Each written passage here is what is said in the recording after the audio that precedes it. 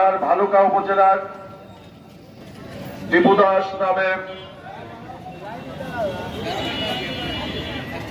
একজনকে গাছে ঝুলিয়ে মেরে আগুন দিয়ে পুড়িয়ে ভস্ম করে দেওয়া হয়েছে।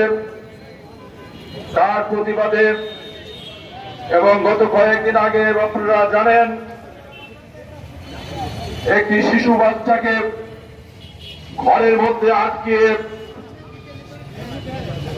নির্মমভাবে পুড়িয়ে হত্যা করা হয়েছে এবং উত্তরবঙ্গ সহ গত কয়েকদিন আগে ইনকিলাব মঞ্চের যিনি প্রধান সমন্বয়ক প্রকাশ্য দিবালোকে ঢাকার রাজপথে ওসমান হাদি তাকে গুলি করে হত্যা করা হয়েছে। তারই প্রতিবাদে আজকে আমরা সনাতনী সম্প্রদায় মানববন্ধন উপস্থিত হয়েছি। আমাদের মাঝে